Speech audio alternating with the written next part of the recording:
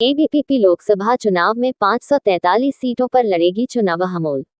नई दिल्ली। अखिल भारतीय परिवार party ABVP अपनी विचारधारा के प्रति पूरी तरह समर्पित है कि हम किसी भी भारतीय के साथ जाति, धर्म, क्षेत्र, लिंग या भाषा के आधार पर कोई भेदभाव नहीं करेंगे तथा सभी भारतीयों को प्रोत्साहित करते हैं कि वे अपने नाम के साथ भारतीय शब्द जोड़ें। इससे सभी में एकरूपता का एहसास पैदा होगा और हम सभी भारत और भारतीयता से जुड़ेंगे।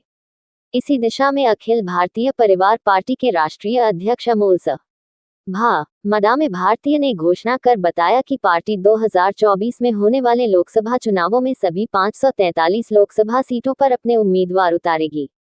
उन्होंने कहा कि पिछले एक वर्ष के अथक प्रयासों से अब तक लगभग 100 उम्मीदवारों का चयन कर चुकी है। अमोल भा मदामे भारतीय ने अब तक की सभी सरकारों द्वारा की गई उपलब्धियों के नामरूप, सांकेतिक, पाप के साथ घनों, क्रमशः सांप्रदायिकता, महिला अत्याचार, किसान विरोधी नीति, स्वास्थ्य सेवाओं का अभाव, शिक्षा का गिरता स्तर, बेरोजगारी तथा भ्रष्टाचार को पार्टी के प्रतीक चिन्ह लाठी से तोड़ा और एक नवयुग का उद्घोष कर दिया है। वहीं राष्ट्रीय उपाध्यक्ष सुनील शर्मा भारतीय ने मीडिया के माध्यम से युवाओं को से आह्वान किया कि बेरोजगारी और भ्रष्टाचार के खिलाफ हमारे साथ आएं और इस महामारी को जड़ से उखाड़ फेंकेंगे और एक नए भारत का निर्माण होगा।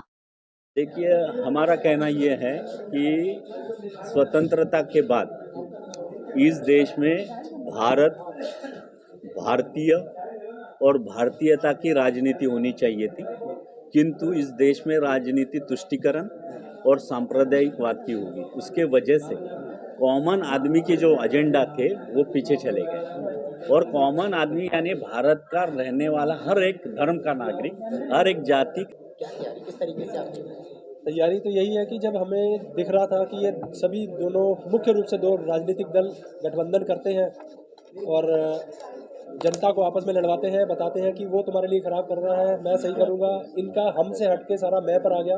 तो हमने जब इनसे देख लिया कि हम बार बार इनसे ठगे जाते हैं तो हमने निर्णय लिया था कि अब हमें आना ही होगा, क्योंकि शिकायत करने से कुछ होगा नहीं।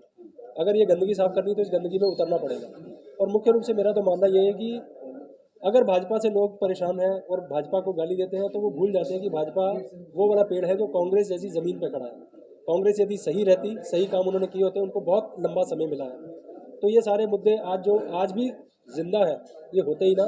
और भाजपा उन्हीं मुद्दों पर खेल रही है और ये जनता को भ्रमित करते रहते हैं। असल में दोनों एक ही है। आप अच्छे से विश्लेषण कीजिएगा, जितने भी भाजपा के कैंडिडेट अभी तक आए थे उसमें से आधे से ज़्यादा वही थे जो पहले कांग्रेस पार्टी के बैनर तले चुनाव लड़ चुके हुए। तो इन दोनों से यदि आप उकता चुके हैं, इन दोनों से आप परेशान हैं और देश में कुछ वास्तविक सकारात्मक करना चाह रहे हैं, तो ये मंच उन्हीं के लिए है। हमें ना किसी भाजपा से परहेज, ना हमें कांग्रेस से परहेज, ना हमें भाजपा से लगाव, ना हमें कांग्रेस से लगाव। हमारा सिंपल सा मानना है, साधारण से हमारा मत है, इनसे ऊब चुके हो तो हमारे साथ आ जाना। और हमें कोई जल्दी नहीं है। हम लोग सभी अपनी राजनीतिक विरासत बनाने के लिए नहीं आए। आने वाले 10-20 साल में हम पूरे देश को अपनी राजनीतिक विरासत दे के